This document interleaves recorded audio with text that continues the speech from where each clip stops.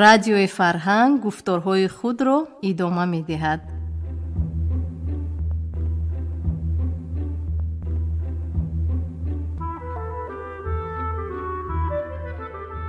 салом шунавандаҳои азиз, ҳоло аз хазинаи тиллоии радио романи иҷтимоӣ палатаи кунҷакиро аз рӯи асари нависанда Фазлиддин Муҳаммадиев бишнавед.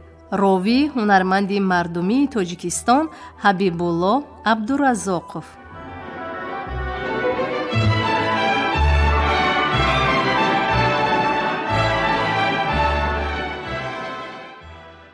در همان زمانه هم آدمان به خدا باج و خراج می دادند.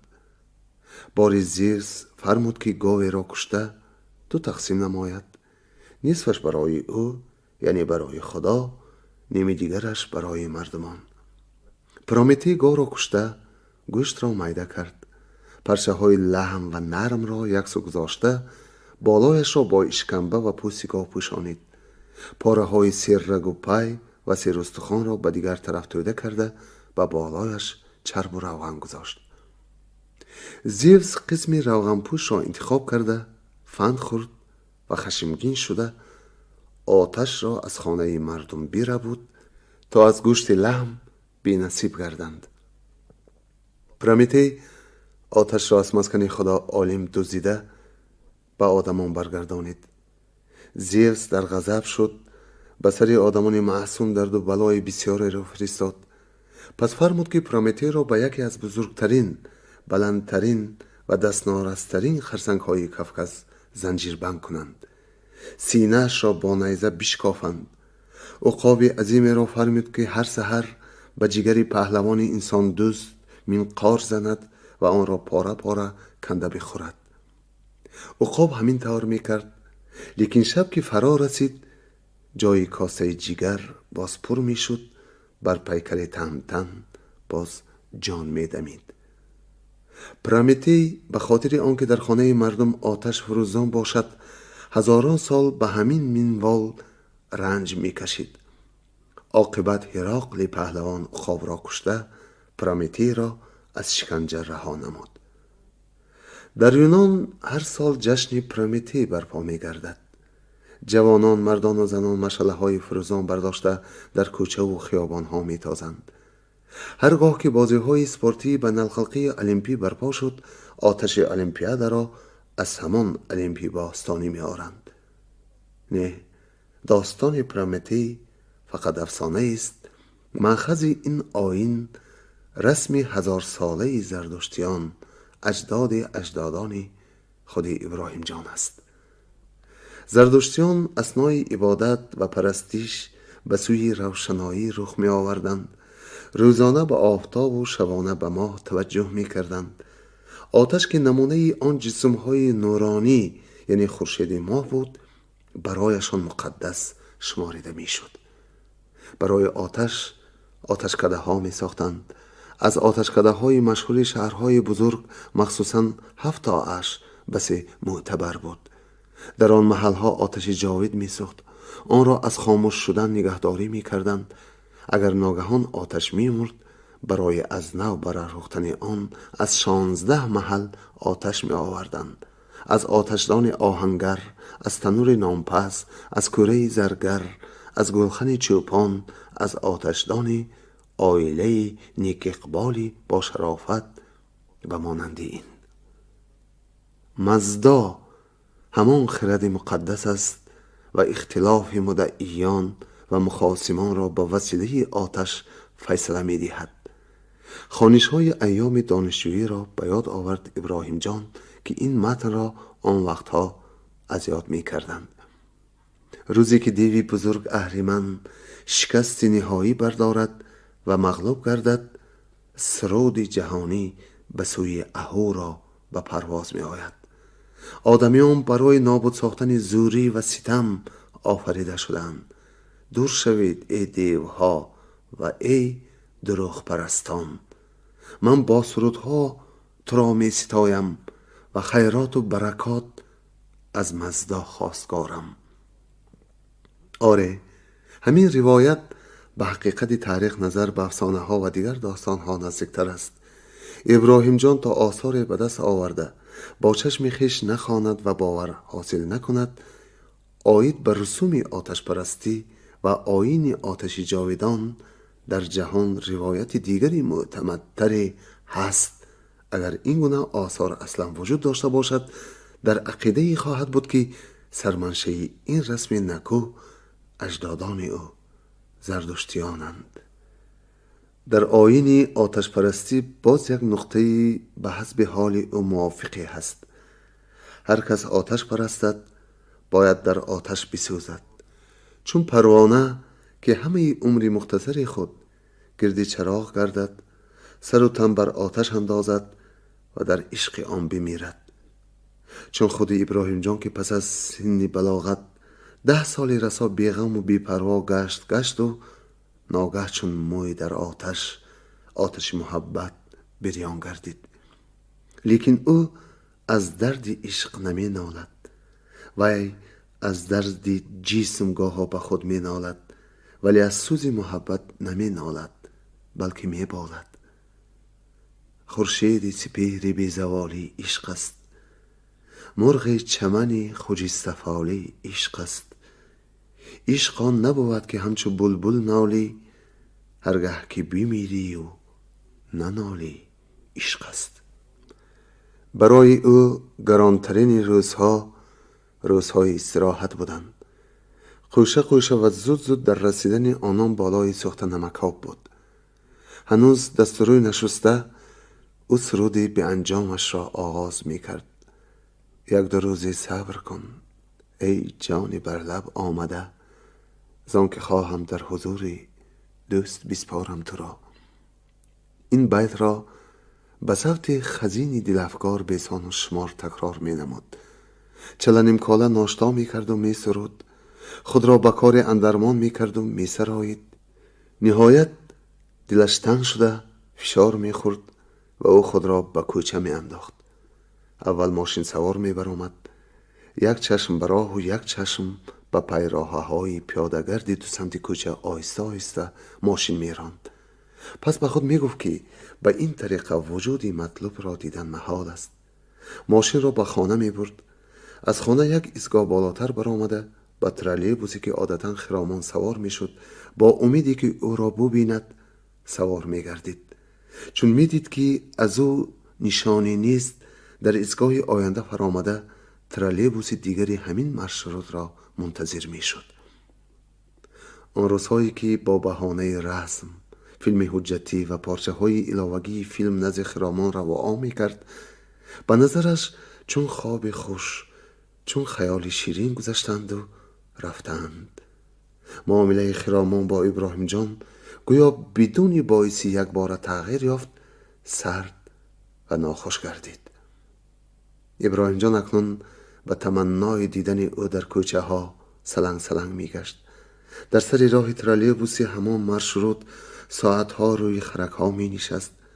همین که ماشین آمد از جای پریده مثل دیوانه ها سر و لباس خود را به گرد و چنگ در و دیوارهای ماشین آلوده از تریزه به درون چشم می دوانید. یا اگر مسافران کمتر باشند از در پیش تازان به زینه برآمده همه را از نظر می گذرانید و با این کردار به دروبروی آدمان خلل رسانیده ملامت می شنید. 10 ترالیبوس بگذرد، 20، 30، 40 ترالیبوس آید و برود که شراره امید در دلش همچنان خاموش نمی گردید. وقتی در غفلت من بیدار شو، می گفت ابراهیم جان، باز به خرک ایستگاه نشسته. تا کی می خوابی؟ ای فلک، چرا این گونه طالعی شوریده محض نصیبی من شده است؟ طالعی واژگون خواب‌آلود. از میلیون ها آدمان فقط 1 تاش به درد لیترگی گرفتار می شود. یعنی هفته ها، ماه ها می خوابد و می خوابد و به دهانش آب و عطاله می ریزند که نمورد.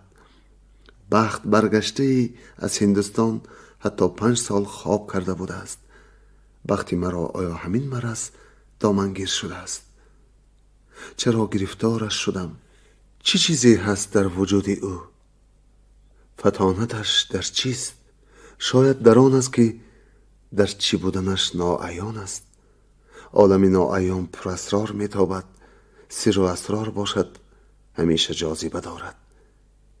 چه سفسطه‌ای میگویم، در حسن است فطانت او، در تراوت بی امثال، ملاحت بی نظیر، نزاکت بی مانند، در حسن ظاهر و باطن، در نظر والا به مال و پول و اشیای آدم و عالم، در ذوق و هوس به زیبایی و نفاست. باز در آن نقطه که حسن خود را گویا نمی بیند، گویا از جمال خویشتن خبر ندارد، زیرا از طایفه زنهای نادیره است که ذاتاً با غرور و سربلندند و به تحسین و آفرینی بیننده ها حیران و مفتون شدن آنها اعتنایی ندارند. یک دو روزی صبر کن ای جان بر لب آمده، زان که خواهم در حضور دوست بسپارم تو را. آرامی جانم، روحی روانم، این چه روزی است که بر سری من آورده ای؟ این چه سودایی است که هستی مرا، تن و جان و فکر و ذکر و آرزوی و آمالی مرا تسخیر کرده است؟ ره روان تو را، خواب روان تو را پیش نظر میبینم. گاهی هوشم به کار، به روزگار، به دیروز امروز است، باز تو را میبینم. ولی فردا به سرم چه حالی خواهد رسید؟ آیا سعادتی بازدید تو میسر می شده باشد؟ کی دلی حیران من از باده وصال نشأه بردار خواهد شد؟ آیا چنین روزی مراد خواهد بود؟ اگر چنین ایام نشاط در رسد، آیا دلی آزرده، دل افکار من قدرت خواهد داشت که بار عظیمی آن شادکامی را بر دوش بردارد؟ به من چی شد ای یاران؟ چه ها میگویم؟ دل حیران، باده وصال، مگر این سخن مجنون ها نیست؟ نخواد از عقل بیگانه شده باشم. ابراهیم جان ساعت 10 پگاهی به سیانس یکمی کیناتئاتر جامی در آمد. از روزی که خادم کیناستودیو شده بود خیلی کم به کیناتئاتر می در آمد. خادمان کینو کلوب دارند که آنجا روزهای معین فیلم‌های تازه همه گونه ژانر و نمودها نمایش داده می شوند. حتی یک تا نیم تا فیلم‌هایی که فقط برای دیدن آنها متخصصان صنعت کینا از مملکت‌های خارجه می آورند و تماشای آن راستی هم برای دیگران گرانی می کند. و آن پگاهی به کیناتئاتر برای آن در آمد که در پس تواره شیشگی خرامان را دید. تا آغاز تماشا 10-15 دقیقه مانده بود و خرامان در پیشتالار تئاتر از دست پسرکش داشته اعلان نامه های مصوره را از نظر می گذرانید. سلام علیک کردند.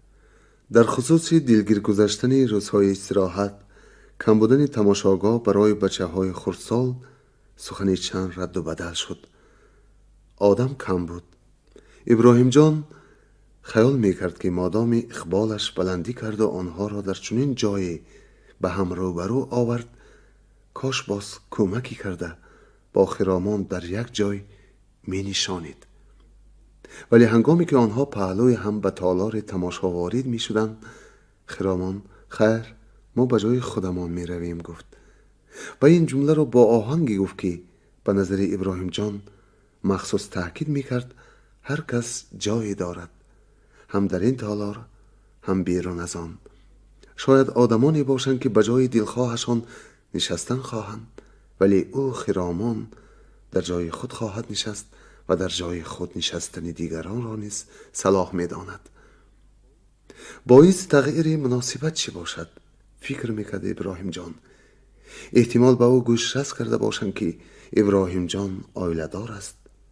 زنها غیر از واسطه های معمول اخبارات بین خود باز یک وسیله اخبار دارند که بسا دقیق و مرتب عمل می کند. زن داشتن ابراهیم جان را بیشک خبر دادند و اما علاوه نکردند که با این زن به رشته نکاح رسمی در پیوند باشد هم در واقع دیگر هیچ گونه روابطی نداشت و ندارد. باز روزها پس هم می گذشتند. اکثر روزهای شنبه و یکشنبه ابراهیم جان به همان کیناتئاتر به سیانس های پگاهی می رفت، ولی بی سود. روزی خرامان را در نزد اداره ساختمان دید. از زینن گفت: خیلی وقت شد که شریف جان را به کنار نمیبرید. ها، اکنون بچه های همسایه امان میبرند، گفت خرامان و لحظه‌ای به چشمان ابراهیم جان چشم دوخته پرسید: شما از کجا میدانید؟ ابراهیم جان سرخ شده سرخم کرد. فیلم های بچگانه را دوست می‌دارید؟ نه، در همین گونه سیانس باری با کسی ملاقات کرده بودم. تکرار شدن آن ملاقات را آرزو دارم. خرامان مدتی ساکتانه از پهلویش قدم میزد. پس گفت: آرزوی کس به زندگانی مطابق آید خوب است، انیخترش به آن شرایط که زندگانی مهیا کرده است.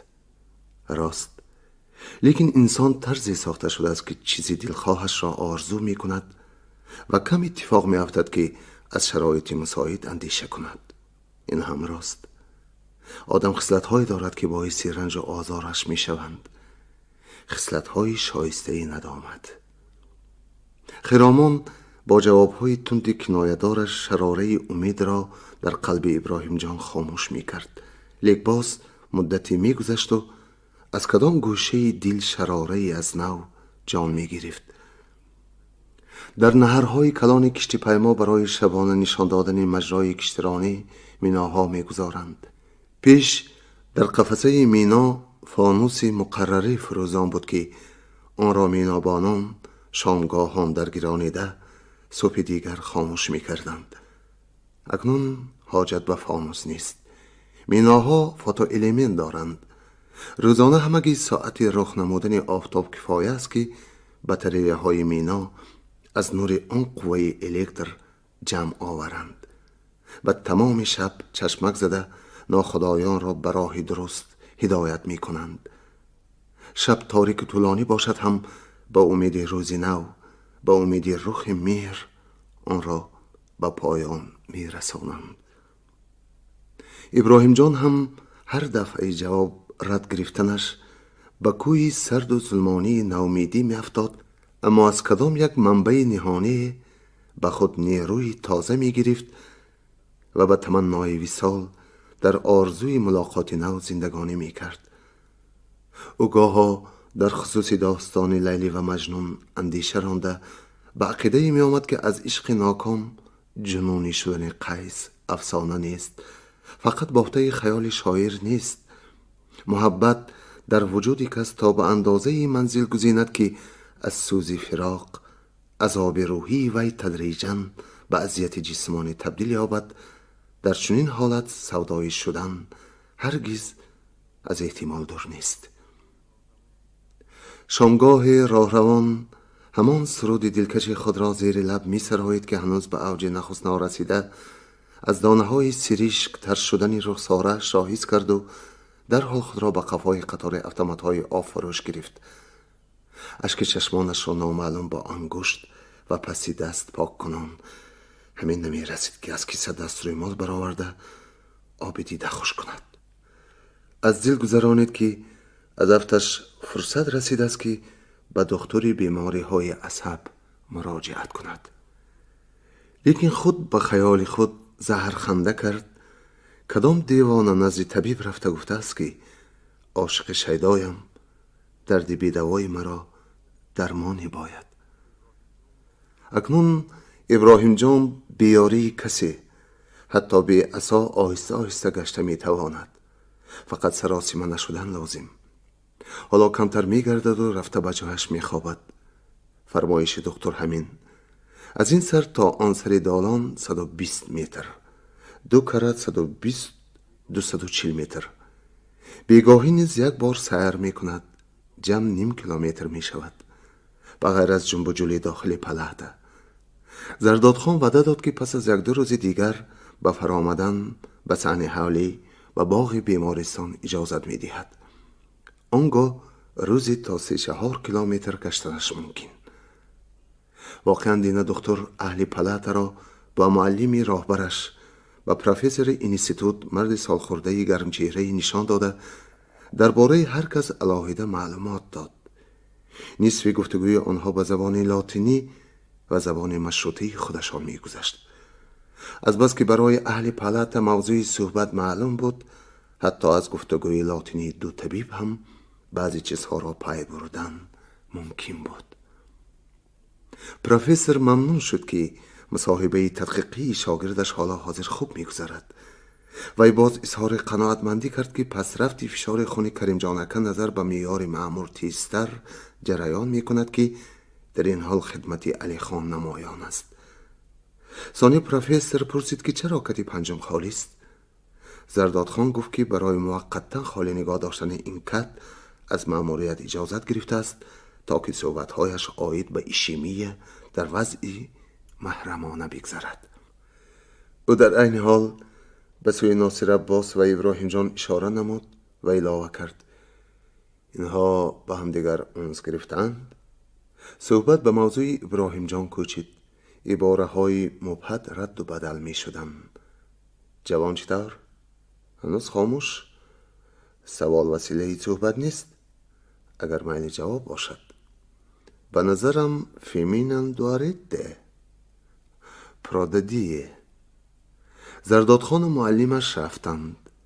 آنها یقین احتمال کل داشتند که آن چند کلمه لاتینیشان بین خودشان خواهند ماند، برای گوش بیرون چون اسرار تلیسمات خواهد ماند. ولی ابراهیم جان با کمک زیور بردیناتور در آمده به قمر تلفن کرد و این کلمه ها را با تلفظ نه چندان صحیح باشد هم دیکته کرد و جورش پس از 10 دقیقه ترجمه آنها را گفت. های MS علاوه نمود قمر: اگر همین عباره ها را دکتران در حق تو نمی گفتند به پوستینت کگ نمی در آمد. مادام که درباره تو گفتند دیگر اسرارت فاش شده است. فقط کسی که کله گفته آشکده را برداشته گشته است این را نمی فهمد و بس. تو بر این تماشاکده را برداشته گشته باشد هم احتمال همین خیل راه دهد. قرضدار نمانم گفته جواب داد ابراهیم جان: پراددیله. و زبان طبیبان جواب داد قمر و گوشه که تلفن را به جایش گذاشت. ابراهیم جان به آن کنار دالان رسیده نفسش را راست گرفت. آنجا در پس تورای شیشه‌کاری در میدانچه زینه‌پایه گروهی از بیماران سریپایی، شعبه‌های جراحی و تراپی رستی تماکو کشیده صحبت می‌کردند. جوانی که معده خود را از افراط شراب نوشی از کار برآورده بود با یک دست پنجره زینه را داشته سیگار درازی را دودکنان میان خود را به همان طرز حیرت انگیز می جنبانید. پس جان نه برای همه به یک زل شیرین بوده است. از دل گذرانید ابراهیم جان. در عالم این خیل مخلوقات هم می شده است. از کابینت مدیر شعبه تراپی میز و کرسی ها را برآورده برای بیمار منصبدار پلات خاصه مهیا می کردند.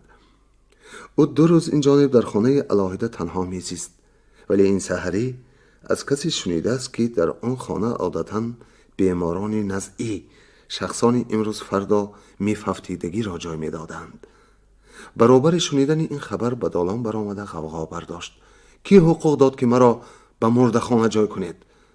دام الله اینجا مردخانه نه، پیشتر کابینت سرور همشیره های شفقت بود. مخصوص برای شما خالی کرده ما را. برای شما میگوید؟ انصاف کنی. بانگ میزد او. نمیگویند که بیچاره بیمار مردخانه بودن این کتک را فهمد به چه حالت میافتد. توبه، معلومات عالیدار شده پسیخولوژی کسل را به نظر نمیگیرند. باز ایشان متخصص نام دارند.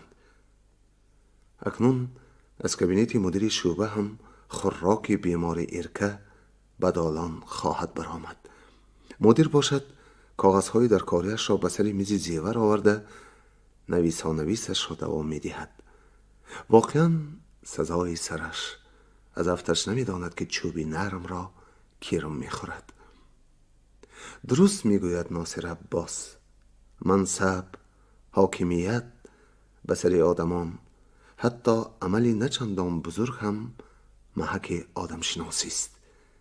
مثل محکی است که به زر خالص برسد جلوی آن را بیفزاید و به طلای ناسرا برسد میسش را برآورد.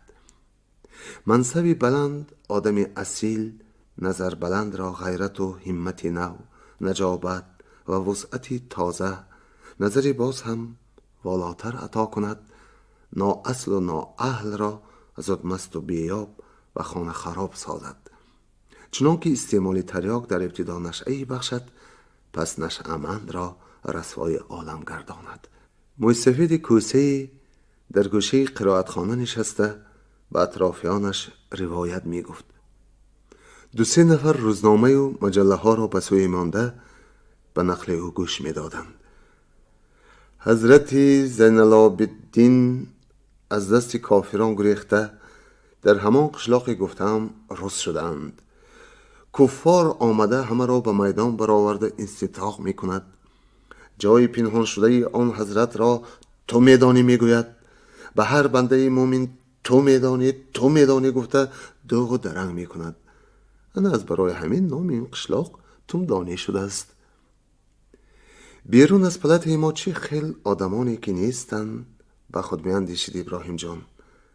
پلت ما را به اصطلاح خادمان کینا پلت پرسنش های مثبت، پلت قهرمانان ایجابی گویند میارزد. ناصر عباس رئیس کمیته ریانی نظارت خلق، سرور این دسته قهرمانان، بی‌شبهه ایوان امک معاون رئیس کلوب ویتران‌های انقلاب و جنگ بزرگ وطنی، یعنی شخصی است که تا مغز در مغز استخوان پرسنژ ایجابی. کریم جانکه کارگر پیش قدم، باز اختراعکار و نوآور. وی هم خوب جنگیده است، ناز کار کرده است.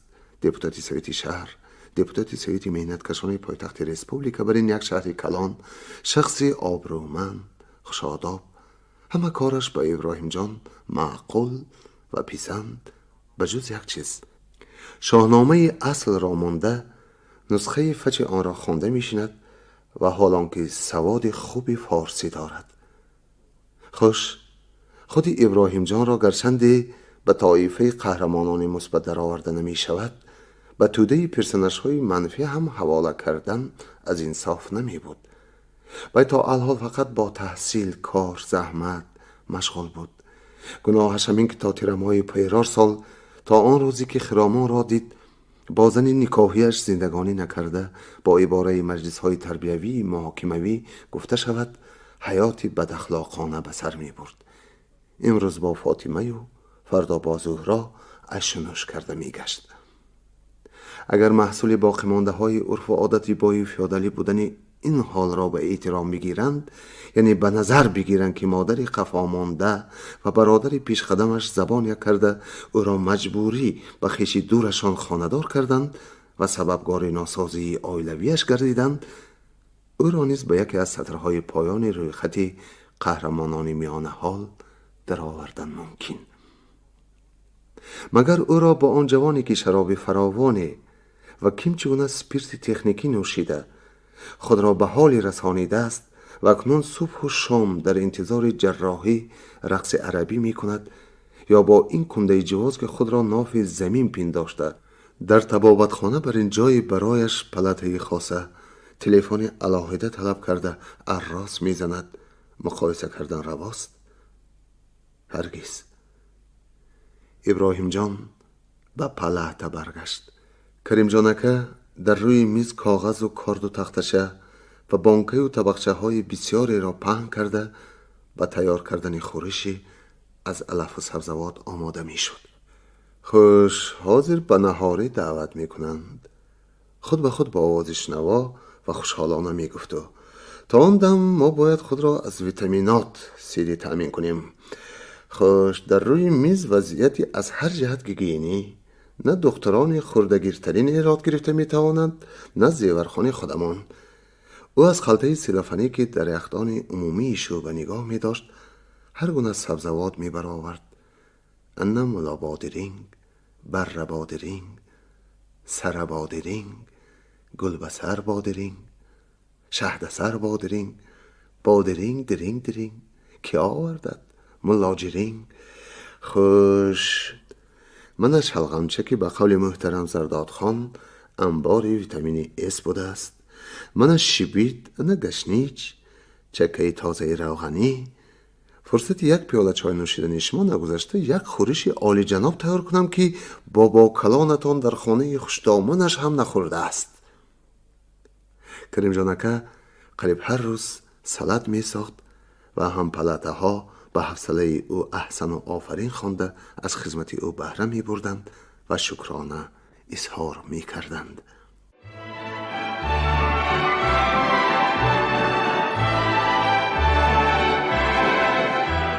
شنونده های عزیز، یادرس می شویم که شما از خزینه طلایی رادیو رمان اجتماعی پالات کنجکی را از روی اثر نویسنده فضل‌الدین محمدیف در قرائت هنرمند مردمی تاجیکستان حبیب‌الله عبدالرزاقов شنیدید.